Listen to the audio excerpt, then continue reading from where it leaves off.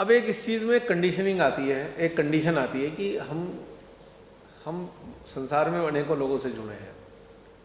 कोई हमारे संपर्क में आता है, उनको हमारा जीवन का तरीका अच्छा लगता है, मेडिटेशन अच्छा लगता है, ध्यान में हम उनको जुड़ने का दिल करता है, धीरे धीरे वो ध्यान में जुड़ जाता है। ठीक है। अब जिस तरीके से भी आपसे जुड़ा है, चाहे वो आपका व्यापारी है, चाहे आपके अंडर में कोई सबॉर्डिनेट है, चाहे आपका कोई भी कर्मचारी भी क्यों ना हो, वो आपसे जुड़ने के बाद में धीरे धीरे करके सहज में आ गया। तो अब हमारा ये प्रश्न, अब फिर क्या होता है कि एक मिनट, अब वो सहजी अब धीरे धीरे करके श्रीमाता से जुड़ गया है। ठीक है। अब इसमें दो चीज़ों का ध्यान रखना है। पहली चीज़ तो अगर वो हमारा सबॉर्डिनेट है और वो सहज से भी जुड़ गया है, तो किसी भी तरीके से काम के अतिरिक्त जो भी हम सहज की बातें कर रहे हैं, हम सहज की बातें इसलिए उससे ना करें ताकि उस पर हमारा और प्रभाव पड़ जाए और प्रेशराइज हो जाए और अपनी काम से संबंधित प्रॉब्लम्स को आपके सामने जाहिर ना कर पाए। काम से संबंधित उसको हमारी तरफ से कोई प्रॉब्लम है और हमने उसे सहयोग देकर उसे इतना दबा दिया बेचारे को कि वो बेचारा कह ही नहीं पा रहा है, कि अपने राइट्स के लिए बात नहीं कर पा रहा है।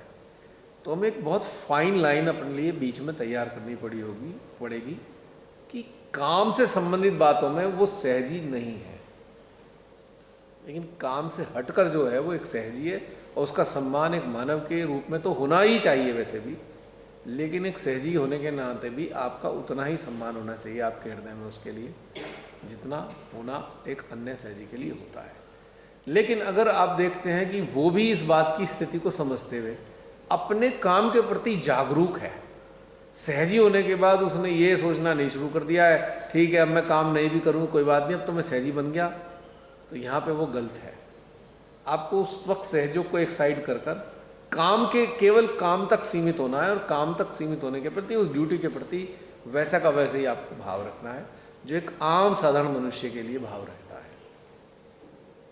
अब व्यापारी की बात आ जाती है। अब पहले कोई व्यापारी सहज में था ही नहीं, हमारा तो 10 साल 20 साल पुराना क्लाइंट है, तो उसके साथ क्या करें भाई, अब तो डीलिंग तो हमें करनी है, हम तो पहले से ही डीलिंग करते आ रहे हैं, तो चूंकि डीलिंग पहले से करते आ रहे हैं तो करते रहिए और उससे व्यापारिक संबंध उसी लेवल तक सीमित रखिए, बाकी उससे हटकर आपके वही संबंध होने चाहिए जो सहजी के सहजी से होने चाहिए। अगर आप एक अच्छे सहजी हैं तो आप अनावश्यक प्रॉफिट तो आप वैसे भी नहीं लोगे,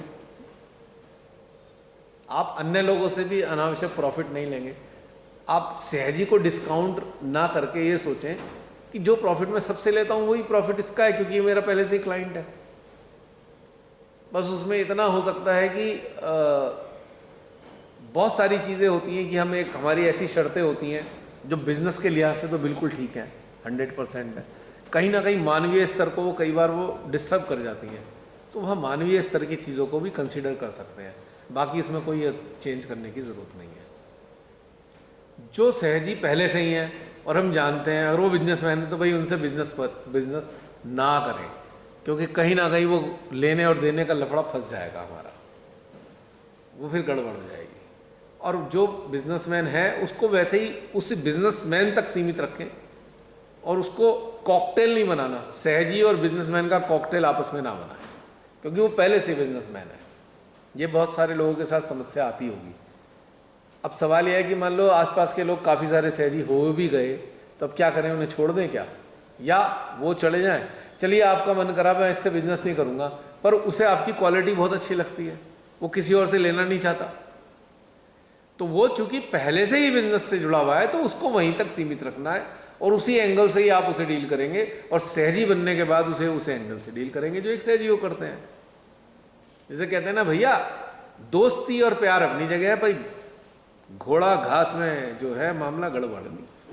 वही वाली बात है भैया, राम लक्ष्मण भाई भाई धनुष बाण अपना अपना, सीधी सी बात। लेकिन उसमें धनुष ऐसा ना चले कि बेचारे निर्दोषों पे चल जाए या अत्यधिक।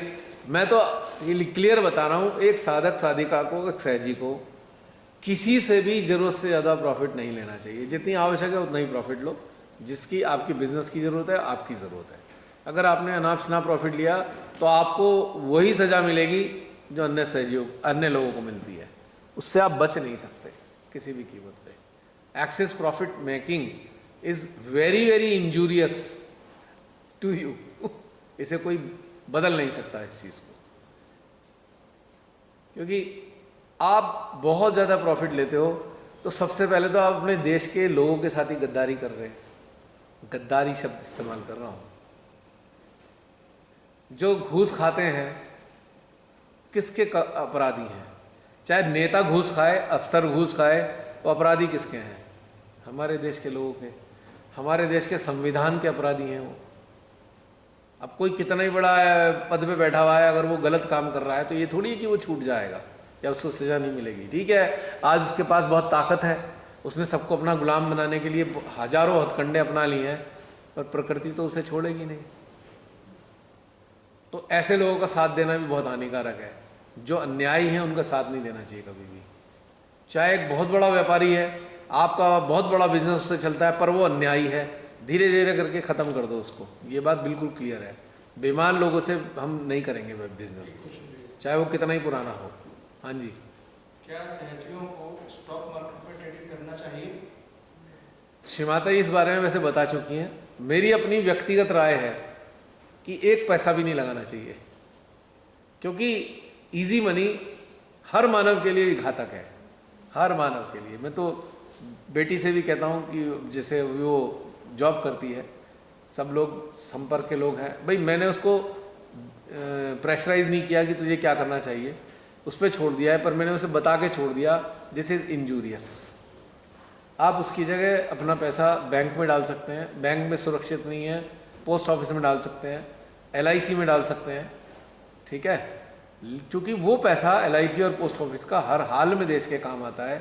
सरकार उसे विड्रॉ करती है, कोई सी भी सरकार होगी, ज़्यादा बेईमान होगी थोड़ा उसमें ज़्यादा बेईमानी खा जाएगी, भ्रष्टाचार कर देगी, कम बेईमान होगी कम करेगी, जो खाएगी खाएगी, लेकिन कहीं ना कहीं वो पैसा देश के ही काम आना है। और पर्सनल लोगों को पैसा देकर ब्याज भी नहीं खाना चाहिए, बहुत घातक है वो। तो आपको बीमारी देगा, आपके घर की शांति को ख़त्म कर देगा वो ब्याज, क्योंकि एक इंसान ने अपना सामान गिरवी रखकर आपसे ब्याज पे पैसा लिया है। ठीक है, अब वो बहुत मजबूर है, तभी आपका सामान सोने का रखा है उसने, तो ऐसे बेचारा फंसा हुआ है, उससे भी हम अगर कमा रहे हैं तो बहुत अच्छी चीज़ नहीं है। आप उसके लिए ऐसा कर सकते हैं कि भाई अगर ऐसी छूट दे दी कि ठीक है फ्री में दे दूंगा, तो बार बार आपको हर चीज़ में फिर खड़ा ही मिलेगा आपको वहीं। आप ऐसा कर सकते हैं कि ठीक है 5% का रेट चल रहा है, 2% का रेट चल रहा है, ठीक है, आप दुकान का खर्चा निकालने तक का ब्याज ले सकते हैं, लेकिन खुद नहीं पेट में जाना चाहिए ब्याज का पैसा। बहुत हानिकारक है। बड़े बड़े घर बेकार हो चुके हैं, ख़त्म हो गए हैं। व्यक्तिगत स्तर पे ब्याज नहीं खाना चाहिए। बैंक आपको ब्याज दे रहा है, आपको पोस्ट ऑफिस ब्याज दे रहा है, वो घातक नहीं है, क्योंकि आप कंट्रीब्यूट कर रहे हो नेशन के लिए, उसके बदले में एक आपको एक रिवार्ड मिल रहा है। That is not interest, that is a reward. क्योंकि हम सब मिलके इस देश की आर्थिक व्यवस्था का जो धन है उसको सर्कुलेट करने में मदद कर रहे हैं किसी ना किसी तरीके से। लेकिन किसी से पता लगा जी उसको पैसे दे दिए ब्याज पे, किसी सर्राफ को दे दिए या किसी जमींदार को दे दिए, अब वो आप उससे पैसे कमा रहे हो, बढ़िया चीज़ नहीं है। हाँ, कोई प्रोजेक्ट है जिसका, कोई व्यापारी है, उसके प्रोजेक्ट में पैसा लगाने के लिए उसे चाहिए, क्योंकि वो पैसा बिजनेस में लगा इसलिए रहा है क्योंकि उस बिजनेस से कमाना है, तब आप उसको उधार देकर उसका ब्याज ले सकते हो, क्योंकि वो अर्निंग कर रहा है तो उस अर्निंग में से ब्याज के रूप में आपको शेयर दे रहा है। लेकिन किसी का सामान रख के जो ब्याज आप खा रहे हो ना, वो तो आप समझ लो जहर खा रहे हो लिटरली।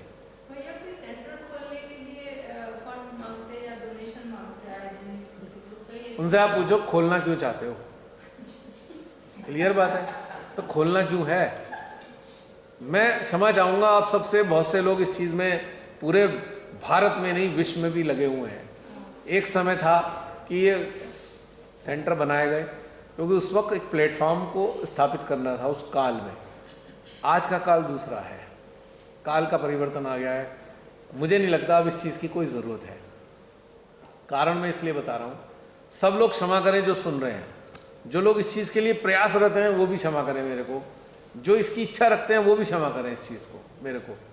लेकिन एक सत्य बताना चाह रहा हूँ, अगर आपको याद हो, श्री माता जी ने जब ये कार्य शुरू किया तो आम लोगों को जागृति देने के लिए एक स्थान की जरूरत थी।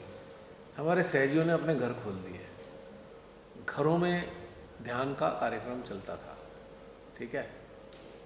फिर एक स्थिति आई, चलो भाई फंड्स इकट्ठे कर लिए, ये बना लो वो बना लो। अगर आप सब जगह की स्थिति देखें जहाँ सेंटर बनाए गए हैं, उस जगह पर हो क्या रहा है, बस इसमें आपको जवाब मिल जाएगा मेरी बात का। वो जो लैंड है वो आज एक्सपेंसिव लैंड हो गई।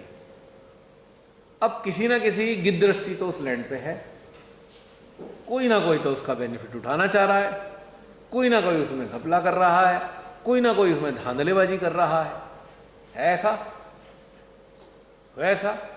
तो क्या आप चेतना के कार्य को बढ़ा रहे हो या विकृत कर रहे हो ये सब बना बना के? उस काल में जरूरत थी तो घर खोल दिए सबने, ठीक है। आज हम लोगों को कौन से सेंटर की जरूरत है बताइए? है कोई सेंटर की जरूरत? क्या हमने कोई जमीन खरीदनी चाहिए हमें कि भाई जमीन खरीद के भाई हमें एक सेंटर बनाए जहाँ पे वर्कशॉप ओरिएंटेशन का काम हो, की जरूरत है इसकी? हम और आप कौन है? क्या हम और आप सेंटर नहीं है? चलते फिरते सेंटर है ना। जितने मंदिर मस्जिद गुरुद्वारों की जगह है, क्या वो हमारी नहीं है? तो नई जगह बनाने की जरूरत क्या है बताइए आप मेरे को। वो एक कंपटीशन टाइप चल रहा है, इस सिटी ने इतना बड़ा बनाया, अगले उससे बड़ा बना रहा है। उसके बाद फिर झगड़े हो रहे हैं, फिर तलवारें निकली हुई हैं। कह रहे हैं कि आपने कभी डोनेशन नहीं दिया, वो दूसरे सिटी से भी आ रहे हैं कि आपने। आज वो जो एनजीओ की जमीन है कोई, उस पर कई गिद्ध बैठे हुए हैं और वो अरबों खरबों रुपए की जमीन हो गई है। मनी ओरिएंटेशन आ जाता है ना। कहने का मतलब यह है कि वो डेडिकेटेड लोग कहाँ हैं? आप अगर गुड़ में आप उसके अंदर घुस के देखेंगे ना तो कुछ बहुत सारी घपलेबाजी चल रही है जो हमारे सहज के ही विरोध में काम कर रही है, जो हमारे सहज का नाम गंदा कर रही है। वो गतिविधियां बहुत सारी जगह चल रही हैं। अगर ऐसा ना होता तो ये बातें मैं आपको क्यों कह रहा होता, क्योंकि मैंने अपनी व्यक्तिगत तौर पर देखा है। और एक अनाउंसमेंट हमेशा होती है, आप अपना नाम चक्र खोलिए, सुनिए इसके लिए मेरे को कहना है, सुनिए मेरे को भी इसके लिए कहना है, इसके लिए कहना है मेरे को कुछ। आप सब लोग ध्यान से सुने। साक्षात अस्तित्व में जब श्री माता जी अपने स्वरूप में रहे, उनके बहुत सारी जगह कार्यक्रम होते थे। उस वक्त धन की आवश्यकता थी। पूजा मनी उन माँ के कार्यक्रम के लिए इकट्ठा होता था। अब साक्षात रूप में माँ नहीं है, अब किस लिए चाहिए पूजा मनी? अब अगर सेंटर जो है अभी, चलो आप बहुत से लोग कराना चाहते हैं, तो आप पूजा मनी ना रखकर एक मेंटेनेंस फंड बना लीजिए, जैसे मंदिरों में होता है मेंटेनेंस फंड, कि भैया इसकी सफाई वफाई धुलाई के लिए जो है चलता रहे। और एक आदमी को गार्ड रख दिया वहाँ पे आपने, कोई ऐसा इंसान जिसको सहायता, आर्थिक सहायता की ज़रूरत है, जो वहाँ पे देखभाल कर सकता है, उसकी तनख्वाह देनी है, तो एक मेंटेनेंस फंड होना चाहिए। पूजा मनी का कोई पॉइंट ही नहीं है आज की तारीख में। साक्षात माँ के रहते ही तो पूजा मनी का मतलब था। अब पूजा मनी का क्या मतलब है पूजा मनी का? मेंटेनेंस फंड बना लीजिए। अगर सेंटर में मेंटेनेंस चाहिए तो that should not be puja money, maintenance money होना चाहिए। इंसिडेंट शेयर करना चाहूंगी आप जी। नोएडा में एक आई थी जी बेन छिंदवाड़ा पूजा में जी। कहना है भैया तीनों अनमैरिड है, अच्छी एज है। अब बड़ी बहन थी इन्फ्लुएंस में आ गई, अपने जो फादर प्रॉपर्टी रखे थे, तीनों सिस्टर की इक्वल राइट थे। बड़ी बहन ने बता ली, दोनों को कन्विंस करके वो प्रॉपर्टी दे दी सहयोग के जो ट्रस्टी। अब later on the other one, जो छोटी सिस्टर थी, उसको रियलाइज हुआ कि हमारे सोर्स ऑफ इनकम ऐसे कुछ नहीं, इसको बेच के अपन आगे करेंगे काम, जो बचे वो दे देंगे। तो इतना डिस्प्यूट हो गया कि वो तीनों बहनें लीगली लड़ाई कर रही हैं, क्योंकि उसने लिख के दे दिया कि भाई ये प्रॉपर्टी आपकी। तो आप सोचो, अनफॉर्चुनेटली सहयोग में भी ऐसा है कि जो अकेली महिला है, जिनको दिखता है कि भाई इनके पास प्रॉपर्टी है, ये चीज़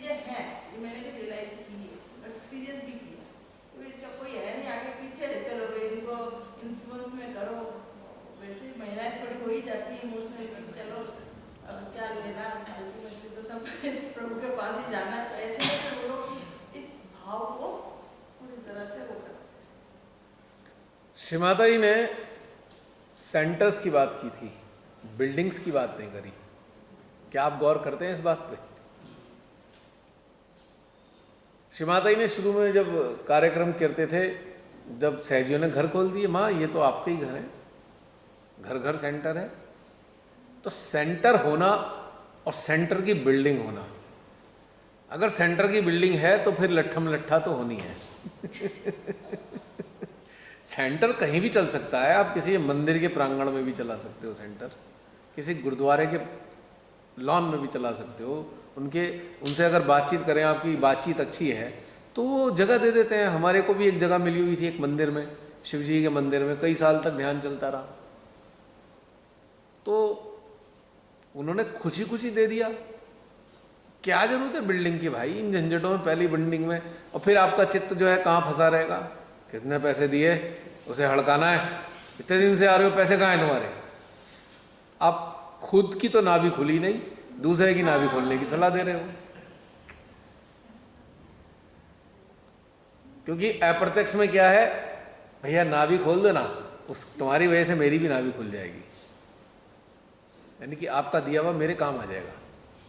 कई जगह तो ऐसा भी है सीन। अब बहुत से लोग अपनी विभिन्न योजनाओं में लगाते हैं, उस धन का इस्तेमाल करते हैं।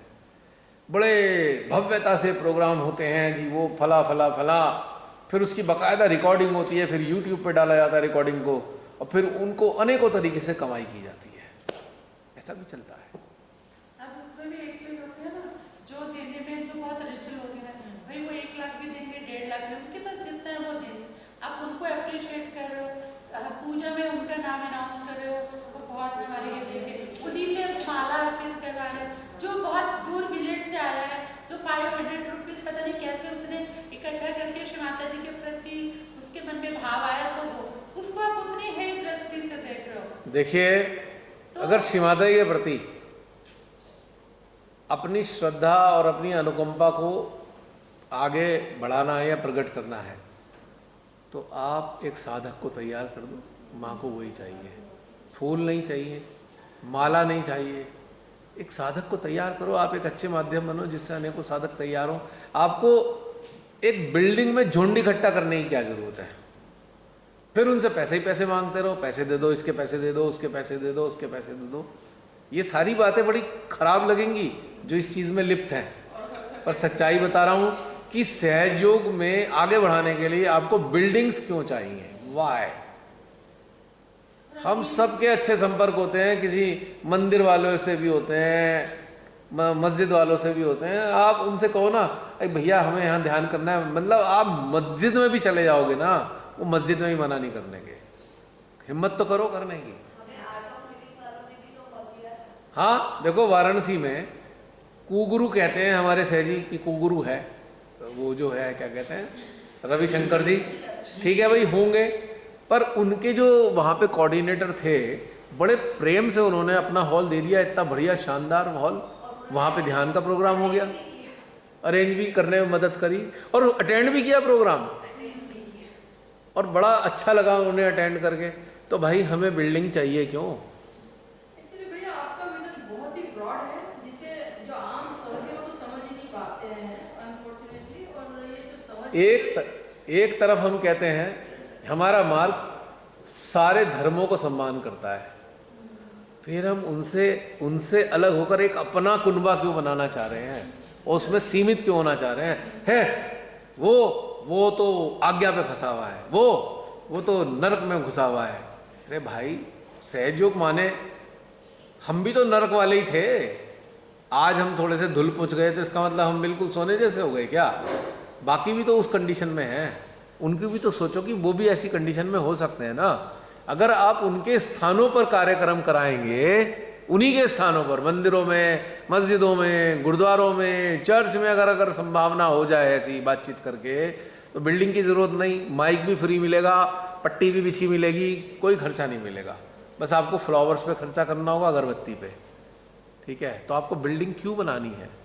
और आप जिस कॉलोनी में रहते हो, हर एक कॉलोनी में पार्क होते हैं, why don't you start meditation, realisation in the park? अगर आप ऐसा चाहते हो तो वो तो फ्री में है, कम्युनिटी सेंटर है, हर कॉलोनी में कम्युनिटी सेंटर है, आप हर फ्लैट्स का एक जो अपार्टमेंट का पूरा एक वो बना होता है, उनका एक रिक्रिएशन हॉल होता है, कोई मना करके तो दिखा दे, कोई मना नहीं करता कि आप ध्यान के लिए आपको इस्तेमाल करना है। हमने तो कई जगह हमने तो जैन धर्म वालों को वो इस्तेमाल किया, उन्होंने फ्री में दे दिया हमें। कई साल तक वहाँ जैन धर्म के बहुत बड़े उसमें इतना शानदार बना हुआ था, 10 तो एसी लगे हुए थे उस हॉल में, उसे वो हमें जगह मिल गई, हम ध्यान में बैठते थे, नए लोग आते थे। पता है किस लिए मिलता है वैसा, जैसा अंदर भाव होता है ना, तो उसी वजह से वो काम भी होता है। अब उनका ईगो कैसे सेटिस्फाई होगा कि हम इस समय कोऑर्डिनेटर हैं तो हमने इतना सब किया है। वहाँ हर संडे उन्हीं चीजों को गिनाया जाता है, यहाँ रेत थी, ये टाइल लगाई है, यहाँ तो कुछ नहीं था, ये चप्पल से जगह बनाई है।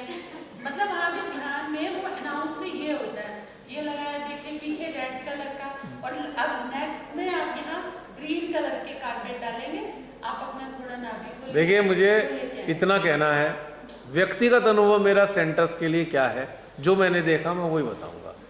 मुझे ज़्यादा जगह का पता नहीं किसने क्या किया, क्या किए, कैसे सेंटर बने। हमारे यहाँ मेरठ में, ओपनली बोल रहा हूँ, हमारे यहाँ मेरठ में सेंटर बना, जैसे तैसे करके जगह खरीदी गई, सबने उसमें कंट्रीब्यूट किया जितना भी कर सकते थे, जो भी। और एक हमारे कालिया जी थे, बुजुर्ग हैं, मेरे कहा 75 साल के होंगे, क्यों शालिनी, कालिया जी इतने साल के तो होंगे। जब सेंटर बनना था तो उन्होंने कहा ठीक है मैं इसकी कंस्ट्रक्शन की जिम्मेदारी लेता हूँ। वहाँ पानी तक का पाइप नहीं था, पानी तक का पंप नहीं था, बिल्कुल तपती हुई धूप में खड़े होकर उन्होंने बिल्डिंग बनवानी शुरू कर दी। नींव भरी गई, अकेले ड्यूटी पर रहते थे, कोई और था नहीं उनके साथ में, ये तो पर्सनली मैंने देखा है, ठीक है। अब जब उसका ढांचा तैयार हो गया, अब कालिया साहब को दूध की गिरी मक्खी की तरह निकाल के एक साइड कर दिया, समझ रहे हैं। अब वो उन्होंने जिस कॉन्सेप्ट को लेकर बड़ी श्रद्धा और भक्ति के साथ जिम्मेदारी दी थी, कड़कती धूप में, अब वहाँ छाया आ गई है, तब उसके अधिकार उनसे ले लिए गए, उनकी सलाह भी नहीं लेता था कोई, किसी ने कुछ करा रहे हैं, किसी ने, अब उसके पूरे एक मठाधीशी वहाँ चालू हो चुके। तो कहने का मतलब है कि क्या हुआ, क्या हम कृतज्ञ हैं उस मानव के प्रति जिसने खड़े होकर धूप में, तपती धूप में दिया। कालिया साहब को तो बुरा नहीं लगा, उन्होंने हटा दिया, वो तो श्री माता जी के समर्पित हैं मान लो, और वो कह रहे हैं ठीक है माँ की जैसी इच्छा।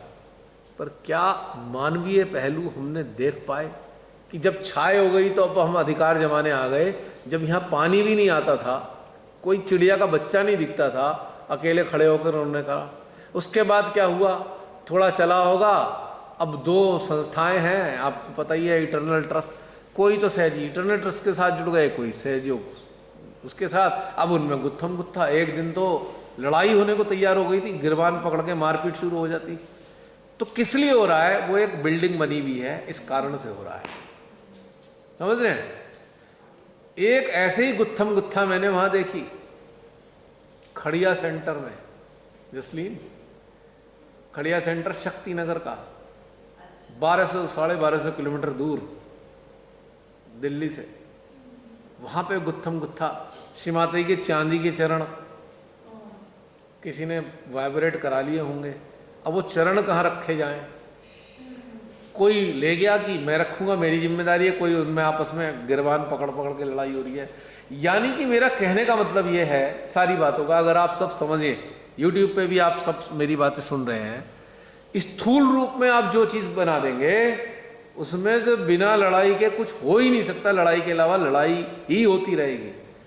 आपस में गुट बनेंगे, लड़ाइयाँ होंगी, झगड़े होंगे, कुछ लोग उनमें ऐसे भी आ जाएंगे जो बेईमानी करेंगे पैसे की। 100% जो सेंटर में है सारे लोग बेईमान नहीं होते, कुछ होते हैं, वो भी मैंने अपनी आंखों से देखा है। रमनी बहन को भी इसका अनुभव है कि बेईमानी है सेंटर्स के अंदर। तो क्या हम अपनी सारी एनर्जी, अपनी मेहनत से कमाया हुआ धन किस चीज़ के लिए लगा रहे हैं कि अपने आगे की पीढ़ियों को हम हाथों में लठ दे दें और वो उस मंदिर के सेंटर के अधिकारों पर आपस में झगड़ा करते हुए एंड कर लें, बजाय सहज के उत्थान करने के। अब इसका एक उदाहरण और देखिए, श्री माता जी ने हम सबको प्रेरणा दी, हम एक छोटे से ग्रुप के साथ में जुड़ गए आपस में। क्या ग्रोथ नहीं हो रही है ध्यान की? इंडिविजुअल और कलेक्टिव ग्रोथ नहीं है क्या? तो इसके लिए हमें बिल्डिंग की ज़रूरत किस लिए है? हमारे अपने घर के सेंटर नहीं है। आप अगर सामूहिक भी बैठना चाहते हैं, आप किसी भी एक कॉमन प्लेस को अपना स्थान बना लें। बहुत सारी जगह आपके आसपास है, घरों के बना सकते हैं। क्यों जरूरत बिल्डिंग के बनाने में फंसे हैं? पहले ही बिल्डिंगें तैयार हैं और एक समय आएगा वो बिल्डिंगें भी ढह ही जाएंगी ना, आएगा ना 100 सवा 100 साल 150 साल बाद। जो आज तक पुराने आप मंदिर देखो, बहुत सारे तो टूट चुके हैं, रिनोवेट करना पड़ रहा है उन्हें। आगे आने वाली कमेटी उसका रिन्यू कर देती है। आज अब मंदिर का ही हाल देख लो, कितना खून खच्चर हुआ है हमारे देश में मंदिर के नाम पे। देखा है कितने हजार लोग मारे गए थे, क्योंकि स्थूल रूप में जो कर दिया और उस पर लड़ाई लड़ाई लड़ाई लड़ाई लड़ाई चलती रहेगी। तो जो लड़ाई अलग धर्मों में हो रही है वही लड़ाई यहाँ भी शुरू हो चुकी है। कुछ लोगों ने अपने फाउंडेशन बना लिए, स्पिरिचुअल फाउंडेशन है, किसी का कोई संस्था है, उसने किसी ने कहा कि भी ठीक है मैंने डेडिकेट तो कर दिया है पर सारे अधिकार मेरे पास ही रहेंगे। भाई क्या डेडिकेट किया फिर? भाई कोई ऐसे भी महान हैं, उन्होंने एक अपनी संस्था बनाई और अपनी ज़मीन को उन्होंने कहा भाई ये डेडिकेट कर दी मैंने, ठीक है। उसके बाद कंस्ट्रक्शन करा रहे हैं उस पर, तो कंस्ट्रक्शन में तो लोग दे रहे हैं पैसे। भाई ज़मीन तो आपकी है, पैसे लोगों ने लगा दिए। कितना इंटरेस्टिंग मज़ेदार बात हो गई, आपने फ्री फंड में अपनी बिल्डिंग बनवा ली, टैक्स का बेनिफिट अलग ले रहे हो। तो ये चालाकियाँ दिखती नहीं क्या किसी को? सर कुछ लोगों को आने लगा है, धीरे धीरे समझिए ना। मेरा कहने का मतलब है कि बिल्डिंग का महत्व क्या है बताइए।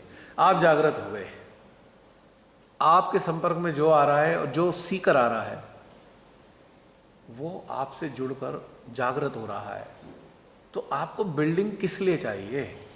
What for? एक बार बताइए, जितने अवतार आए, जितने भी अवतार आए, किसी अवतार ने कहा बिल्डिंग बना लो? हाँ, उन अवतारों के लिए जो अवतारों से जुड़े थे उन्होंने बड़ी श्रद्धा से उनके लिए स्थान बना के छोड़ दिए, पर अवतारों ने तो नहीं कहा कि तुम मंदिर बना दो। सदगुरुओं ने कब कहा मंदिर बनाओ? और कौन सा अवतार और कौन सा मंदिर, कौन सा सदगुरु कौन से मंदिर में जाकर रहा? बताइए बताइए। श्री माता जी ने कहा था कि मेरे लिए प्रतिष्ठान बना दो, किसने बनाया प्रतिष्ठान?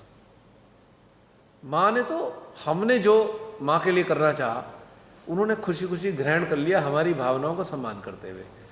माँ के पास तो ऑलरेडी घर था, सांसारिक स्तर पे माँ को कोई कमी तो थी नहीं, और माँ को हमसे चाहिए भी क्या था? उन्होंने तो सदा दिया ही है हमें, हमसे क्या लिया उन्होंने?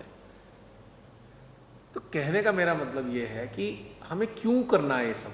चलिए अब आपने कहा चलो भाई हो गया, मान लो माँ ने आपकी स्वीकार भी कर ली, आपने बना लिया, प्रतिष्ठान बन गया है, उसका मेंटेनेंस कितना होता है पता है आपको? उसका खर्चा, एक हेरिटेज है ये मान लिया, सब मिलके कंट्रीब्यूट करते हैं ना, काफ़ी खर्चीला है ना। तो जो हेरिटेज है माँ की उन्हें ही मेंटेन कर लो, वही ढंग से अगर पूरा हो जाए। जैसे आपका क्या कहते हैं, छिंदवाड़ा है, एक हेरिटेज है, माँ का स्थान है, उसे ही सुंदर भव्य बना के रख लो सारे संसार के लिए। नई नई जगह जो कंस्ट्रक्शन हो रही हैं उसमें एनर्जी और धन जगह जगह जगह जगह जाया हो रहा है, और वो एनर्जी धन माँ की जो हेरिटेज है उसमें अगर लगाए तो भव्य हो जाएगा, लोग वहाँ पहुँचेंगे। क्या जरूरत है? और अपने अपने स्थानों पे अपने अपने जगह के ध्यान को तो वैसे ही बढ़ा देंगे ना, पार्कों से भी बढ़ जाएगा। आप बताइए ईमानदारी से, सेंटर से कितना ध्यान का प्रसार हुआ है बता दीजिए, और व्यक्तिगत अप्रोच से कितने लोगों को ध्यान में लाए हैं बताइए। एक प्रश्न है सर, व्यक्तिगत लेवल पर ज्यादा प्रसारण हो रहा है, centres are just the meeting points only, right. अगर मान लीजिए हम एक स्थान बनाना चाहते हैं, छोटा सा बना लो, ऑफिस बना लो उसका, कि इन्फॉर्मेशन सारी यहाँ से मिल जाएंगी, ऑफिस बना लो छोटा सा। अब प्रांगण बनाया तो किसी ना किसी की गिद्ध रस्ती पढ़नी है आने वाले टाइम में, और वहाँ तो फिर होना ही होना है। तो जवाब मिल गया हो। भैया अभी ना ऐसे बात कर रहे थे हम लोग कि हम लोग सहज में आने से पहले किसी न किसी कम्युनिटी से जुड़े हुए थे, किसी न किसी समाज से जुड़े हुए थे, मैं वही तो कहना चाह रहा हूँ, और अपने संस्कारों से जुड़े हुए। हाँ अब क्या है कि सहज में भी हम उसी चीज को लाना चाह रहे हैं। Exactly. सहज में वहीं रहते, अगर इसी पर्पज से आना था तो यहाँ आने की जरूरत क्या थी? जैसे कि मान लीजिए, जैसे कि बद्रीनाथ केदारनाथ है, ठीक है, कब के हैं वो बने हुए? कब के बने हुए हैं? 7000 साल पुराने, 6000 साल पुराने। अब क्या हो रहा है, वो मंदिर मेंटेन किए जा रहे हैं, ठीक है। अब क्यों हम ये नहीं मान सकते कि जो माँ के प्रतिष्ठान है वो बद्रीनाथ केदारनाथ है? Why don't we understand that? उनको मेंटेन करने में पैसा लगाओ, ठीक है, और सहज प्रसार तो आप वैसे कर ही रहे हो, इंडिविजुअल लेवल पे आप बढ़ा ही रहे हो। क्यों बिल्डिंग बिल्डिंग बिल्डिंग करके हर शहर में एक झगड़ा, हर शहर में एक झगड़ा, फिर कटोरा लेके मांगते रहो, पैसे दे दो, पैसे दे दो, पैसे दे दो, पैसे दे दो। क्या लाभ होने वाला है उससे? वो जो मंदिर है उन्हें भव्य बनाते जाओ, प्रतिष्ठान के चारों तरफ को एकदम सोने जैसा बना दो, ताकि पूरे संसार के लोग आके वहाँ मत्था टेकें। निर्मल धाम है, उसे बिल्कुल गोल्डन से जड़ दो, बिल्कुल स्वर्ण मंदिर बना दो उसको, और उसको वैसे ही मेंटेन करो, कोई दिक्कत नहीं है। वो हेरिटेज है हमारे, श्री माता जी के स्थान है। इतनी जगह सेंटर बना बना के क्या करने वाले हो? और देखिए आश्रम आजकल नया चीज चला है, आश्रम, ट्रीटमेंट सेंटर, ये सब चीजें हो रही। आज कुछ भी काम नहीं करेगा, समझ लीजिए, कुछ नहीं काम करेगा। कारण, बहुत गूढ़ बात बताने जा रहा हूं।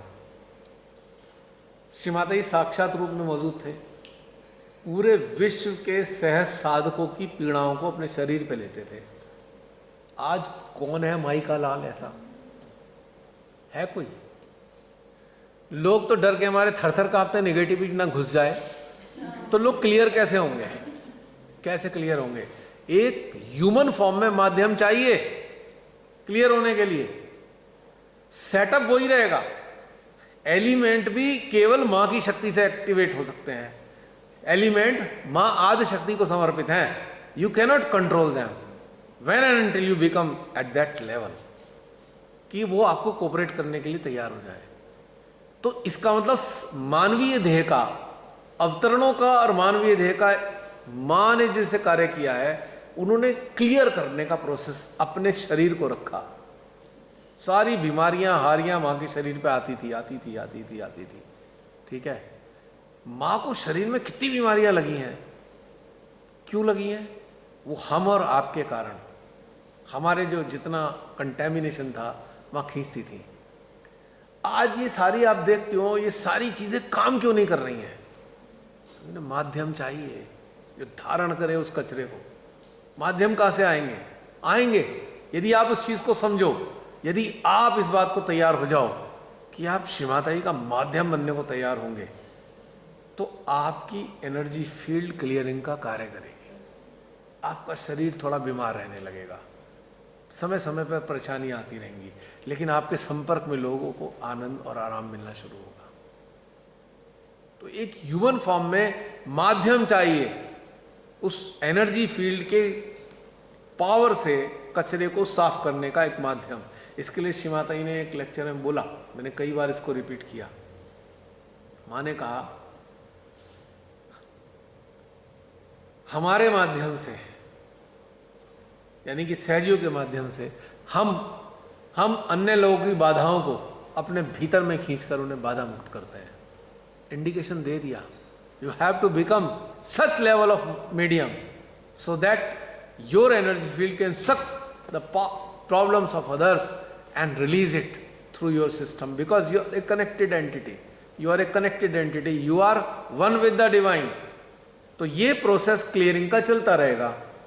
अब हुआ क्या है, थर थर कांपने वाले लोग क्या माध्यम बनेंगे? और जितने भी लोग बैठे हैं, जितने भी लोग आप संपर्क में सहजी हैं, जो क्लियरिंग प्रोसेस कर रहे हैं, उनसे पूछ के देखिए कि क्लियर हो पाते हैं या नहीं, ईमानदारी से।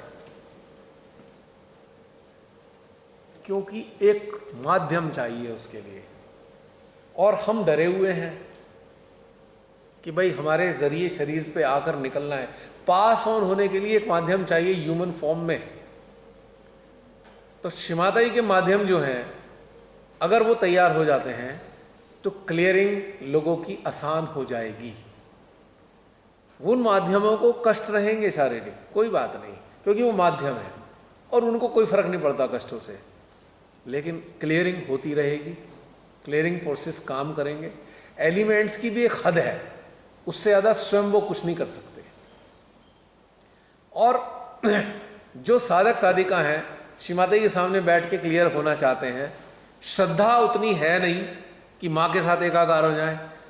मान लीजिए एक तरीका ये भी है क्लियर होने का कि माँ साक्षात अपने अल्टार के अंदर मौजूद है, साक्षात मौजूद है। यदि हम उनके साथ एकाकार हो जाएं तब हम वो क्रियाएं करें तो क्लियर होंगे। एकाकार हो नहीं पा रहे, आज्ञा चक्र बंद पड़ा हुआ है, शस्त्रार खुला नहीं है, सेंट्रल हार्ट काम नहीं कर रहा है, तो क्लियर कैसे होंगे? पॉइंट समझ में आ रहा है? अब आप सब लोग जब शस्त्रार सेंट्रल हार्ट से जुड़े हो, क्या आपको चक्र की पकड़ धकड़ महसूस होती है? पकड़े जाते हैं चक्र? बताइए, नाड़ियां इम्बैलेंस होती हैं? यदि आपके शस्त्रार हार्ट में एनर्जी आ रही है तो क्या आप इम्बैलेंस महसूस करते हो? नाड़ियां चक्र आती है, चक्र की पकड़ आ रही है उंगलियों पे कहीं? ध्यान जाएगा अगर पकड़ आएगी, क्योंकि चुभेगा तो ध्यान जाएगा। जब चुभ ही नहीं रहा, जलन ही नहीं हो रही, तो पकड़ नहीं आ रही। लेकिन हो क्या रहा है कि आप अगर सेंट्रल हार्ट शस्त्रार से एकाकार हो गए तो आप माँ के साथ एकाकार हो रहे हो, जाने अनजाने में माँ के साथ एकाकार हो रहे हो। तो आप एक ऐसा माध्यम बन गए हो कि जो भी कंटेमिनेशन आएगा शस्त्रार से बाहर निकल जाएगा। थोड़े समय तक असर होगा शरीर पे, फिर वो रिलीज होता जा रहा है। आया, विशुद्धि ने लिया, आपने आपकी विशुद्धि रिसीव कर रही है, शरीर पे कुछ देर के लिए असर हो रहा है, फिर वो शस्त्रार से रिलीज हो रहा है। आप 1 दिन में 2 दिन में नॉर्मल हो जाते हो, फिर अगले दिन हो जाता है, फिर नॉर्मल हो जाते हो। यानी कि यहाँ एकाकारिता स्थापित हो रखी है। और एकाकारिता स्थापित होने के लिए आपको अभ्यास करना होगा। सेंटर्स में अभ्यास होता नहीं है तो फिर क्या होगा? सेंटर में तो आधिपत्य की लड़ाई चलती है, मैं चलाऊं अपनी या तू चलाए अपनी, है ना? सेंटर्स में तो ऐसा है जो पट्टा डाल के बैठा देते हैं, हिल नहीं जाना जब तक हम खोल ना दे पट्टा, बैठे रहो नहीं, ऐसा होता है ना?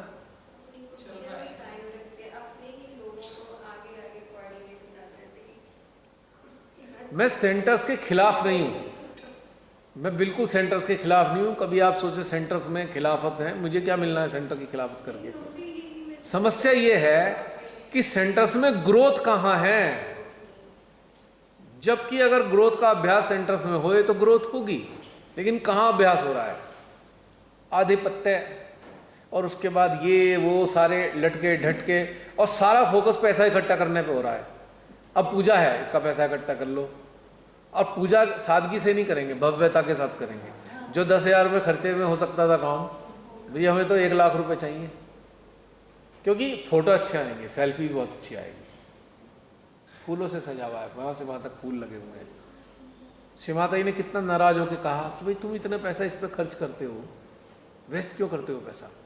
अपने बर्थडे पूजा पे उन्होंने हमेशा डांटा, बहुत बार कहा। पर हम तो अब की बार 1 लाख किया, अगली बार 1.5 लाख करेंगे, उसके आगे 2 लाख करेंगे। सादगी से भी तो कर सकते थे, नहीं, क्योंकि उसके पीछे मोटिव और भी है, कंपटीशन। और जितना पैसा इन्वॉल्व होता जाएगा उसमें जो गिद्ध है उनको भोजन मिलता जाएगा। पैसा अगर 10,000 है तो गिद्ध आकर्षित नहीं होते, पैसा अगर 10 लाख है, बड़े सारे गिद्ध यूं मंडराते रहते हैं। देखा है झुंड जहाँ पे वो पड़े होते हैं, कचरा तो कितने गिद्ध उड़ते रहते हैं। तो ये समझ लीजिए, बहुत सारे लोग, बहुतायत में लोग बहुत ईमानदार हैं, उनमें से कुछ लोग उन ईमानदारों से नाजायज फायदा उठाते हैं। उससे क्या होता है कि वो लोग गिद्ध क्या करते हैं, सामूहिक स्तर पे ऊपर उठने के लिए कोई कार्य नहीं करना चाहते कि अगर लोग उठ गए, जागरूक हो गए, तो ये हमारा उनका भोजन बंद हो जाएगा। समझ पा रहे हैं कितनी बड़ी एक कहानी है इसमें? अगर आपके अंदर प्रोटोकॉल का वायरस नहीं डाला तो आप राइज कर जाओगे, तो प्रोटोकॉल से बाहर निकल जाओगे, फिर क्या होगा? उन गिद्धों को भोजन मिलना बंद हो जाएगा। ओपनली कह रहा हूं, किसी से नहीं डरता मैं इस बात के लिए। और इसी कारण आज सहयोग बहुत ज़्यादा पीड़ा में है, बहुत परेशानी में है। तो आज ज़रूरत है माध्यम तैयार हो, आप माध्यम के रूप में तैयार हो, और लोगों को माध्यम बनाने के लिए तैयार करो। और यही हमारा एक उद्देश्य है। एक जागरूक साधक साधिका का उद्देश्य यही होता है, to produce more and more mediums, या to support, let people become the best medium, good medium, nice medium। जितना आपका सामर्थ्य है उन्हें दो, ताकि वो अच्छे मीडियम में परिवर्तित होकर माँ के सपन को पूरा कर सके। श्री माता जी ने अपने शब्दों में भी कहा, बेकार के 100 लोगों को इकट्ठे करने से अच्छा है 10 लोगों को इकट्ठे कर लो कायदे। कहा है ना, माँ के शब्दों में है ना।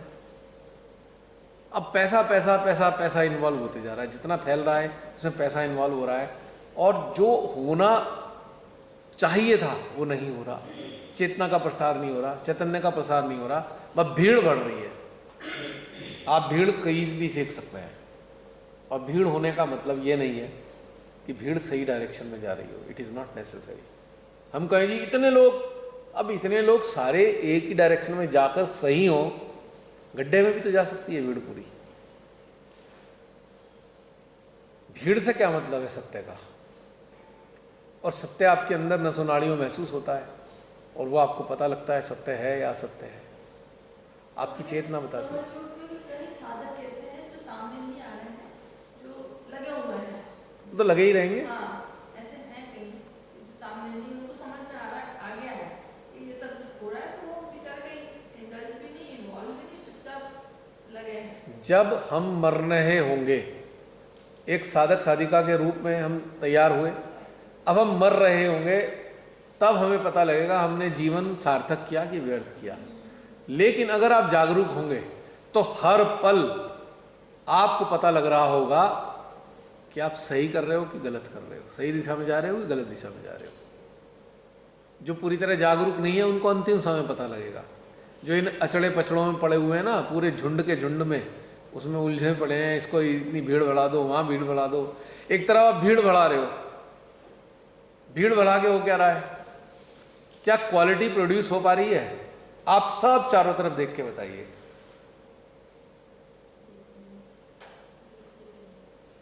आप ढेरों सहजियों को जानते होंगे, मिले होंगे, आप सेमिनार्स में कई लोगों से मिले होंगे।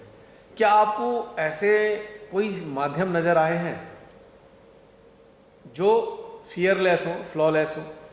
दिखेंगे ही। तो फिर लाभ क्या हो रहा है इस चीज का?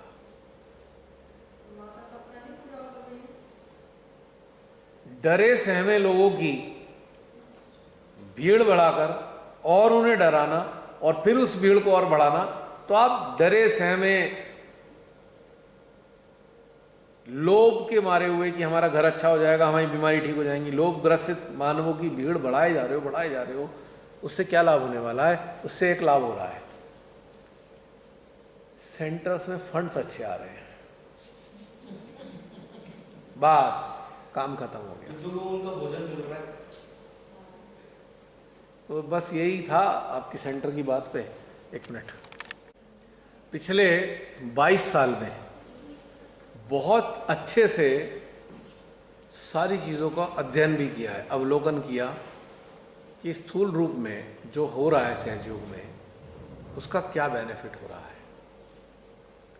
तो नज़र यह आया कि बाह्य रूप से विकृति की तरफ बढ़ रहा है, सहजी विकृति की तरफ जा रहा है, और वो केवल अपने सांसारिक कल्याण तक सीमित रह गया है। और कहा भी ये आता है, माँ के चरण में आओगे आपका सांसारिक कल्याण हो जाएगा, आपकी बीमारी ठीक हो जाएंगी, आपका घर बार धन धान्य से भर जाएगा। What is next? माँ ने तो हमारे करुणामयी माँ ने तो हमारा ये सब कर दिया काम, आप ठीक भी रहने लगे, आपका घर भी ठीक हो गया। What is next?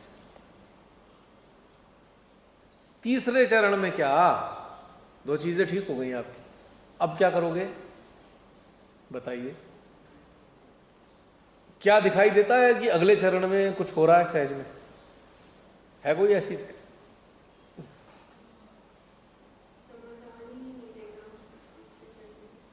तो कहाँ होगा? खुद में जागना होगा, खुद में जागकर अन्यों को जो आपके संपर्क में उन्हें जगाना होगा, और एक आंदोलन, जागृति के एक आंदोलन को प्रसारित करना होगा, ताकि जागृति का आंदोलन जग जग पूरे जग में फैलता चला जाए, जिससे ना जमीन की आवश्यकता हो, ना दीवारों की आवश्यकता हो, ना धन की आवश्यकता हो। उसको आवश्यकता क्या हो? एक संवेदनशील हृदय की, और हृदय में मां की स्थापना की। वो है असली सेंटर। जहां हृदय में मां स्थापित है वही असली सेंटर है। और उसके लिए आपको कुछ करना नहीं पड़ रहा, 10 रुपए नहीं खर्च करने पड़ रहे। दैनिक जीवन में जो आप खाने पीने पर खर्चा करते हो, आप वो करते रहो। आप डेस्टिनेशन पे घूमने जाते हो, होटल्स में रुकते हो, रिजॉर्ट में रुकते हो, 4 बार जाते हो साल में, 3 बार जाते हो, एक बार इसके लिए चले जाओ, जैसे आज हम सब लोग यहां मौजूद हैं। बस इतना सा ही करना है, और ये संदेशा किसी भी माध्यम से संसार तक पहुंचता रहे, क्योंकि इससे हमें कुछ चाहिए नहीं, इससे हमें कुछ कमाना नहीं है। ये जो YouTube चैनल है, अब इस पे क्या था, शुरू में मैंने देखा इसमें बिल्कुल ऐड नहीं आते थे, और कुछ दिन बाद मैंने देखा इसमें ऐड आने लगे। मुझे समझ नहीं आया चक्कर क्या हुआ, कि मेरा तो नॉन मोनेटाइज चैनल है, इस चैनल से 10 पैसे भी कमाने नहीं होता है हमें, हमारी कोई सोच ही नहीं है कमाने की, तो इस पे ऐड क्यों आ रहे हैं। फिर मैंने ध्यान दिया कि जैसे जैसे मैं इससे फैसिलिटी ले रहा हूँ इस चैनल से, ये अपने जो फैसिलिटी के बदले मेरे से कुछ फेवर चाहता है कि कम से कम हमें ऐड तो डालने दो, इतनी सुविधा हम दे रहे हैं तुम्हें, एक प्लेटफॉर्म दे रहे हैं। और प्लेटफॉर्म क्या दे रहे हैं, ये जो चैनल पे अपलोड होते हैं वीडियो, इसमें पहले एक फैसिलिटी नहीं थी कि भाई मैं डालता था तो उतना ही होता था, एक डाला तो एक ही आएगा। धीरे धीरे 4 डाले 4 आने लगे। अब जितने चाहे डाल लो, सेव हो जाते हैं, अपने टाइम पे पब्लिश हो जाते हैं। ये फैसिलिटी इन्होंने दे दी, तो बेचारों ने धीरे से क्या है 1-2 एडवर्टीजमेंट डाल देते हैं, क्योंकि ये हमें सुविधा दे रहे हैं फ्री में। डिजिटल वर्ल्ड के लिए एक इन्होंने प्लेटफॉर्म दे दिया फ्री फंड में, और उन्हें ये पता है कि ये जो चैनल वाला है ये हमसे 5 पैसे नहीं कमाता, ठीक है। तो इसलिए उन्होंने फैसिलिटी हमें इतनी सारी दे दी, जो प्रीमियम वाले लेवल पे, जो प्रीमियम के होते हैं उस पर भी नहीं मिल पाती, वो फैसिलिटी मुझे दे रखी है इन्होंने चैनल पे। लेकिन इसलिए दे रखी है कि वो कह रहा है भाई ठीक है, आप हमसे 10 पैसे भी नहीं लेते, कोई बात नहीं, हमने आपको फ्री में फैसिलिटी दी है, जो पैसे लेकर देते हैं, लेकिन हमें एक ऐड डालने दिया करो। तो एक आध ऐड आपको अब देखने को मिलता है। तो मुझे बाद में रहस्य समझ में आया, पूरी तरह नॉन मोनेटाइज चैनल है। अब डिजिटल वर्ल्ड से बेनिफिट क्या होता है, जैसे आपकी फेसबुक है या जो भी डिजिटल प्लेटफॉर्म है, अगर आप इनका सदुपयोग करेंगे तो निश्चित रूप से आपको ये बेनिफिट देंगे। क्योंकि आप अगर निरंतर कुछ ना कुछ उसमें डालते हो, व्हाट्सएप पे अगर उसमें क्या कहते हैं फेसबुक पे डालते हो, और बहुत ज़्यादा आपका सर्कुलेट होता रहता है, तो इनके फेसबुक पे भी एडवर्टीजमेंट चलते हैं, उनको इन्हें आर्थिक लाभ हो जाता है, ये आपको फैसिलिटीज़ देते चले जाते हैं, आपके अकाउंट को और ज़्यादा सुरक्षित करते चले जाते हैं। मुझे तो कुछ आता नहीं था, ये सारे घटनाक्रम मेरे सामने आए तब मुझे समझ में आया। तो ये कहने का मतलब है, आपकी दुनिया है आपके हाथ में, जो धीरूभाई अंबानी ने कहा था कर लो दुनिया मुट्ठी में। तो ये दुनिया आपका मोबाइल है, लेकिन अगर आप इसका सदुपयोग करेंगे तो श्रीमाताई के कार्यों के लिए ये सर्वोत्तम होगा। क्योंकि आप अपने अनुभूतियाँ, बहुत से लोगों से मैंने सहजियों से कहा, कुछ करते भी है, रुपिंदर भी करती है, कभी जसलीन भी करती है, और मेरे ख्याल से सुनीता बहन का भी शायद आता है, कभी कभी देखता हूँ मैं। तो ये जो आपकी अनुभूतियाँ उस पर शेयर करते हैं ना, ये आप उस चेतना के कार्य के लिए बहुत बड़ा कार्य करते हैं। श्रीमाताई ने इसी चीज़ की अपेक्षा हमसे रखी है कि हम अपनी ओरिजिनल अनुभूतियों को, जो सत्य से ओतप्रोत हैं, वो सारे संसार में प्रसारित करें, ताकि जो डिजर्विंग कैंडिडेट हैं, जो वास्तव में ट्रू सीकर्स हैं, वो आपकी सत्य अनुभूतियों से प्रभावित होकर आपसे जुड़ेंगे। और यही मैं बताना चाहता हूं कि बहुत सारे लोग जुड़ते जा रहे हैं, और वो वास्तव में जेन्युइन सीकर्स हैं। अब देखिए, आप में से कई सारे लोग तो YouTube के जरिए ही आए हैं, वैसे तो हम एक दूसरे को जानते नहीं थे, है ना, क्योंकि आप खोजी हैं, आप कुछ खोज रहे हैं, आपको आपकी खोज की कोई चीज़ आपको मिल गई डिजिटल प्लेटफॉर्म पे, आप फट से जुड़ गए।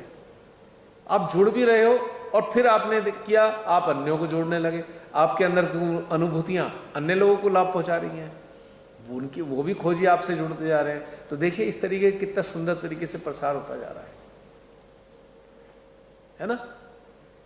पर हमें इसमें भी नहीं चलना चाहिए कि ठीक है डिजिटल प्लेटफॉर्म है तो ठीक है यही रह गया हमारा माध्यम। अगर आप ये माध्यम भी इस्तेमाल नहीं करते हैं, संसार में आपके संपर्क में अनेकों लोग आते हैं। यदि आप अपना एनर्जी फील्ड डेवलप करते चले जाएं, वही एनर्जी फील्ड उन ट्रू सीकर्स को जो आपके इर्द गिर्द घूम रहे हैं आपसे ऑटोमेटिकली जोड़ देगा। आपको कुछ नहीं करना, आपको बताना भी नहीं है कुछ भी, ऑटोमेटिकली जुड़ जाएंगे। कई लोग जुड़े हैं ऐसे। तो इसके लिए आपको डेवलप करना होगा अपने आप को, और वो चल रहा है प्रोसेस, लेकिन क्लैरिटी के साथ में छोटी छोटी चीज़ों से ऊपर उठना होगा। जरा जरा सी बातों के लिए अटक जाए तो ये हमें अब शोभा नहीं देता। अब काफ़ी समय से हम इस चीज़ से जुड़े हुए हैं और इससे कल्याण क्या होना है, इससे हमें लाभ है। हमें कोई रॉयल्टी तो मिल नहीं रही। एक रॉयल्टी हमें मिलती है फ्री फंड की, वह डिवाइन पावर्स हमारे साथ रहती हैं। आप जो है चेतना का कार्य कीजिए, डिवाइन पावर्स की आपकी संगति मिलेगी, आपको आनंद आएगा, आपको भय खत्म हो जाएगा। कोई कहे भाई डिवाइन पावर हमारे साथ है, कैसे पता लगेगा? अपने हार्ट के मीटर पे चेक कर लो, डर कितना लगता है, पहले कितना लगता था। अगर पहले से डर में कमी आ गई तो ये बात पक्की है कि डिवाइन पावर्स हैं। अगर डिवाइन पावर्स हैं तभी तो डर खत्म हो रहा है आपका, वही तो आपको अंदर से सशक्त बना रही है। भैया जब ये अनुभव शेयर करने वाली बात आती है, सेंटर्स पे से करते हैं कि भाई आप अपने अनुभव बताइए, तो जनरली क्या करते हैं जो नए नए लोग आते हैं उनके साथ जो चमत्कार घटित होते हैं, सो कॉल्ड चमत्कार मतलब सांसारिक लेवल के, उनका डिस्कशंस करते हैं। वो तो लॉलीपॉप टॉफी बांट दी, फिर आप भीड़ बढ़ जाएगी इस चक्कर में। वो भीड़ बढ़ाने के ही तो काम चल रहे हैं। पर उसमें ऐसा भी हुआ भैया कि जो अच्छे रियल साधक है ना, वो करप कांड को देख के भाग जाते हैं। तो भाग ही गए, हम भी तो भागे हुए हैं। तो भाग ही गए। उन्होंने कहा यार ये तो अचरा कचरा है, श्री माता जी की बात ठीक है पर ये अचरा कचरा है, इसमें नहीं आएंगे, हम तो माँ से जुड़ेंगे। फिर वो क्या करते हैं, माँ से जुड़ते हैं, ये फालतू के कचरे से नहीं जुड़ते। वो ये जो भीड़ भाड़ का फालतू का अड़ंगा ढड़ंगा चल रहा है, नहीं जुड़ते। तो ये सारा निचोड़ है इस चीज़ का। आपकी बात का जवाब कि भाई सेंटर्स का बनाना ना बनाना क्या करना है। अब आपके पैसे नए झगड़े को तैयार करने की तैयारी कर रहे हैं, आप खुद ही सोच लीजिए, झगड़ा बढ़ाने वाले के लिए पैसा खर्च करेंगे या झगड़ा समाप्त करने वाले के लिए पैसे खर्च करेंगे। अभी आप में से बहुत सारे लोग आए, कुछ लोगों का बहुत ज़्यादा खर्चा हुआ है, मात्र 2 रात के लिए आपने काफ़ी खर्चा कर दिया। लेकिन ये खर्चा आपके क्या काम आ रहा है? जो आपने खर्चा किया है अपना स्वयं का झगड़ा स्वयं से ख़त्म करने के लिए किया है, और जागरूक होने के बाद अन्य लोग जो अंदर से झगड़ रहे थे उनको भी आपने रास्ता दिया कि तुम भी अंदर से झगड़ना बंद करो, हमने भी अंदर से झगड़ना बंद किया। तो आपको वो पैसा सार्थक हो रहा है ना, खर्चा किया हुआ। बजाय आप उसमें सबके सामने आप देते, भाई मैंने 21,000 दे दिए, आपके गले में तालियां बजवा कर 2-4 फूलों का हार डाल दिया जाता, फिर आपसे श्रीमाता एक बड़ा सा हार लेकर माँ के अल्टर पे चढ़वा दिया जाता, आपकी गर्दन शुतुरमुर्ग की तरह ही अकड़ जाती। हम देखो कितना वो करते हैं, ऐसे शुतुरमुर्ग नीचे भी नहीं हो रहे, और आर्टिफिशियल स्माइल के साथ जय श्री माता जी। विनम्रता की मिसाल आप बने हुए हैं, विनम्रता की मिसाल। विनम्रता आपके चरणों में पड़ी है, और जरा सा वहाँ से हटते ही अपने पसंद की चीज़ नहीं है तो ऐसे भभक गए जैसे कच्चे कोयले भभकते हैं अग्नि में। क्या फ़ायदा? कॉन्शियस होके पूजा करेंगे, अबोध होके माँ के चरणों पर बैठे हो, ना चेहरे के हाव देखो तो गुस्सा में आ जाएंगे, एकदम एक्सप्रेशन मैं तो सब बोल दो कि क्या चल रहा है, ऐसा क्या होता है। और कुछ लोग सबकी बात नहीं कर रहा, आगे बैठेंगे, गर्दन ऐसे होगी बिल्कुल सीधी, मेरे को दर्द आने लगता है उन्हें देख के, यार इनकी कमर का क्या होगा, हिल भी नहीं रही है। बाद में रात को मालिश कराते होंगे, यार अकड़ गई, इतनी देर तक सीधी रखी कि पीछे वाले देख रहे थे टेढ़ी यूं ना हो जाए, स्लाउचिंग ना हो जाए, ऐसे बिल्कुल। सारा ध्यान शिव माता जी से हटकर अपने ऊपर है। पोस्चर ठीक है ना, फोटो भी खींच रहे हैं, रिकॉर्डिंग भी हो रही है। जैसे हमारे प्रधान सेवक जी हटा देते हैं, फोटो के सामने कोई आ गया, हट जा भाई, कोई भी हो चाहे, इतने शौकीन है। कहने का मेरा मतलब ये है कि हम कॉन्शियस किस चीज़ के लिए हो गए? अपने प्रेजेंटेशन के लिए। ऐसे क्या ध्यान में बैठा है, हिल भी नहीं रहा, बिल्कुल ध्यान में गाफिल है ना, हिल रहा है, डुल रहा है। मच्छर बैठा है, काट रहा है, मच्छर बैठा है गाल पे, काट रहा है, खुजाने का दिल कर रहा है, नहीं खुजाऊंगा, मेरे पोस्चर खराब हो जाएगा। है हाँ, और कुर्ता पहना है झक्कास वाइट, एकदम स्नो वाइट, गले में लॉकेट है, यहाँ पे बैज लगा हुआ है श्री माता जी का, एक तिलक लगा हुआ है, बाल एकदम करीने से बंधे हुए हैं, कुर्ते पे भी चुन्नट पड़ी हुई है बाजुओं में, एकदम शानदार फर्स्ट क्लास है जी। डिश एंटीना खुला हुआ है, आ कुछ नहीं रहा है पर डिश एंटीना खुला है, पता कुछ नहीं चल रहा वह क्या हो रहा है यहाँ, पता ही नहीं। हम तो आनंद में डूबे हैं, हम तो ध्यान में डूबे हैं, पता कुछ नहीं हो रहा, अंदर जो चल रहा है कुछ नहीं पता, सारा चित्त बाहर पे है, मुझे कौन कैसा देख रहा है। उनसे भी बड़े कलाकार और भी बैठे हैं पीछे, आप आगे बैठे हो, आप ध्यान में अंदर मजे में उतर गए, आएंगे आपके हाथ सीधे कर देंगे, तो भाई तुम अपना ध्यान करो, हम अपना ध्यान कर रहे हैं, हाथ सीधे करके चले जाएंगे, डिस्टर्ब करके चले जाएंगे ध्यान है भाई। अब हम कैसे भी बैठे हैं यार, तो हम ध्यान में डूब रहे हैं, मजा आ रहा है, हमें डिस्टर्ब क्यों कर रहे हो? कभी कंधे पे हाथ सीधे कर लो, हाथ सीधे, आप क्या कर रहे हो? ध्यान तो आपके लिए भी चल रहा है, वो तो बस हाल ही मत पूछो। कहने का मतलब है सारा फोकस है अपने प्रेजेंटेशन पे, हम कैसे हैं, और हमने माइक संभाल रखा है, पढ़ के रट्टे मार के आए हुए हैं, पूरा सेशन ऐसे ऐसे, ये वाला सेशन ऐसे, ये वाला सेशन ऐसे, ये वाला सेशन ऐसे, पूरा रट्टे मार रखा है, एक छोटी सी पर्ची बना रखी है, क्या बोलना है हमें, उस आधार पे हम हेडिंग बना के आए हैं। जिसे हम पेपर देने जाते थे ना, हेडिंग लिख के ले जाते थे, और उसे छुपाते थे कहीं कि चीटिंग कर लेंगे, थोड़ा हेडिंग याद रहेगा तो लिख लेंगे।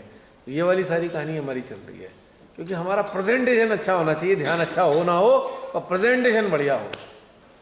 तो ये जब हालत है तो अंदर की दुर्दशा,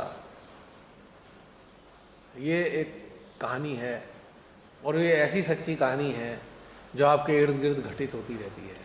हम अगर अपने आप से ही ईमानदार नहीं है ध्यान में, तो हम किससे ईमानदार होंगे भला? जो इंसान स्वयं से ईमानदार नहीं, वो दूसरों से भी ईमानदार नहीं हो सकता। मैं इस बारे में कोई टिप्पणी नहीं करना चाहता, क्योंकि हमारी चेतना हमें बताती है हमें क्या करना है। अगर हम अपने चेतना के पैरामीटर से संचालित होंगे तो निश्चित रूप से बता रहा हूँ आप ग्रो करेंगे। आप जो कंपार्टमेंट है ना, उसके अंदर एक पॉकेट है माइंड, ध्यान से जब भी जुड़ रहे हो, आप ध्यान के कार्यक्रम में हो, तो उस पॉकेट को, आप उस पर्स को, माइंड रूपी पर्स को अपनी अलमारी में बंद करके आइए, बाकी उसका कोई काम नहीं है ध्यान की आगे यात्रा में। और लेकिन अगर देखा जाए तो पता लगा माइंड का ही इस्तेमाल चल रहा है, माइंड ही चल रहा है सब कुछ।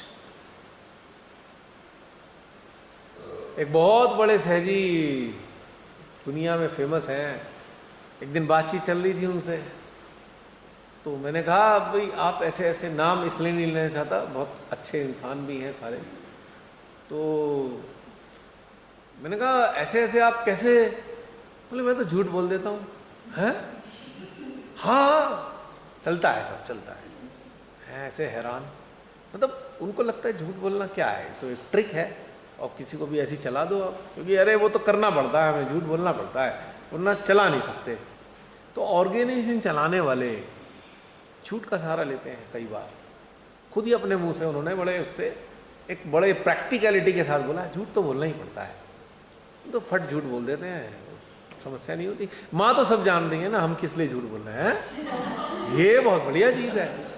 हम झूठ किस लिए बोल रहे हैं माँ जानती हैं, अब फिर भी झूठ बोल रहे हो, ये पता लग गया कि माँ जान रही है, फिर भी झूठ बोल रहे हो, क्योंकि उन्हें लगता है कि ऐसा झूठ से कुछ नहीं होता, फायदा ही हो जाता है।